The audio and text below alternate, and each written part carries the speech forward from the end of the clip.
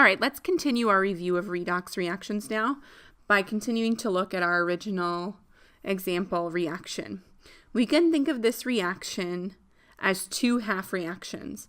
The oxidation half reaction, where zinc loses 2 electrons to become 2+, and the reduction half reaction, where copper 2+ gains 2 electrons to become copper metal.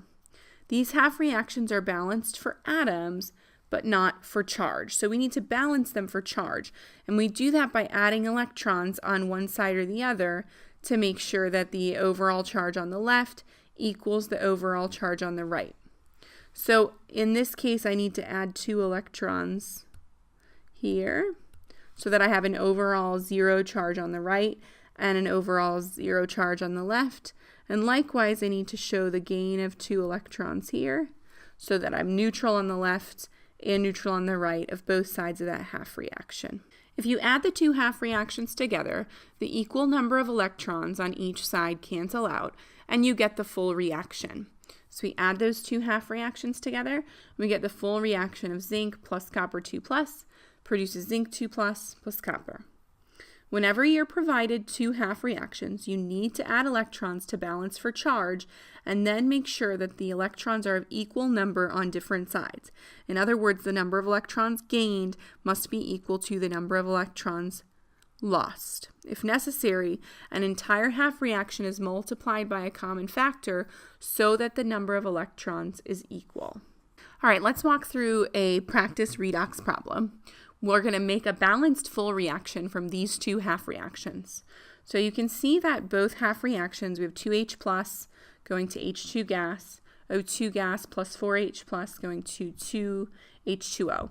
We've already balanced the two half reactions for matter, so equal numbers of atoms of each element as reactant and product. So now what we need to do is balance for charge. So in the first reaction, you can see that I have a net 2 positive on the left, and in the second reaction I have a net 4 positive on the left, and in both reactions it's neutral on the right. So I need to add electrons to the left of both half reactions in order to make sure that the overall left and right sides of the reaction are neutral. So I have plus 2 electrons on the left in the first half reaction and plus 4 electrons on the left in the second half reaction. Once the half reactions are balanced for charge, if it's necessary, make sure you reverse one to put the electrons on opposite sides. So in other words, you need to make sure that you're writing an oxidation half reaction that shows the loss of electrons and a reduction half reaction that shows the gain of electrons. The way the equations are arranged right now, both are gaining electrons and we need to show one as losing. So in this case, I'm going to reverse the first reaction. In this case, I'm going to reverse the first reaction to show a loss of 2 electrons here and a gain of 4 electrons in the second reaction. All right, now that we're showing both oxidation and reduction, if it's necessary, multiply one reaction by a factor that makes the number of electrons equal. So at the moment, we're showing a loss of 2 electrons and a gain of 4 electrons. We need to make that equal, so we're going to double the first reaction. So I double it. So I have 2H2 produces 4H plus 4 electrons. Now I'm showing 4 electrons lost and 4 electrons gained. Finally, add the half reactions together, canceling equal quantities which are on both sides. So I'm going to add these two things together. So we see all of our reactants on the left, all of our products on the right, and some things show up on both sides. So I have 4 hydrogen ions on both sides and 4 electrons on both sides that I can get rid of and simplify this to 2H2 gas plus O2 gas produces 2 liquid water molecules. All right, let's look through a redox reaction in action at the molecular level as it happens. So I have a strip of zinc metal placed in copper sulfate. You can see the beaker of copper sulfate on the left, which is blue. Okay, this is a spontaneous redox reaction. So this is the same example we've been talking about through this entire beginning part of the presentation. Now we're just kind of seeing what's happening. So in this reaction, electrons are transferred and energy is released. So electrons are transferred from the zinc metal to the copper ions. Okay, so electron transfer takes place inside the beaker, and that electric energy is not captured. So what we would observe instead is the generation of heat. And if you look here at this zoomed in view, as more and more of the copper is reduced, as more and more of that copper ion gains electrons and becomes copper metal, the color becomes less and less blue, or more and more clear. If we separate the two half reactions, oxidation from reduction, into separate beakers, then we can capture the electric energy generated by the flow of electrons between two half reactions. The energy released in a spontaneous reaction then can be used to perform electrical work. Such a setup through which we can transfer electrons is called a voltaic cell, or a galvanic cell, or an electrochemical cell. It's also called a battery. All right, so here the copper and zinc strips are in two different beakers. So I have a copper electrode here and a zinc metal electrode here. The oxidation reaction at the zinc, so oxidation is losing electrons, right? So zinc metal is giving up its electrons. So oxidation is happening at this electrode, results in excess electrons on that electrode as they give them up. That gives the zinc a negative electric charge, repelling electrons through the circuit. So there's going to be a bunch of excess electrons here as they're losing electrons. The copper electrode on the other side has a relatively positive charge, attracting those electrons to it through the circuit.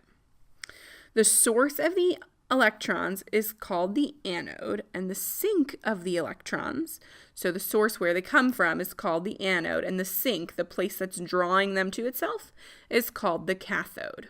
The anode is always the electrode at which oxidation occurs, because that's where the electrons are being lost.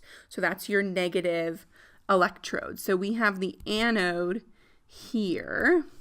The cathode is always the electrode at which the electrons are being gained, or where the reduction occurs. If you remember, I should probably write, I was writing gain instead of C for cathode. Let's take care of that.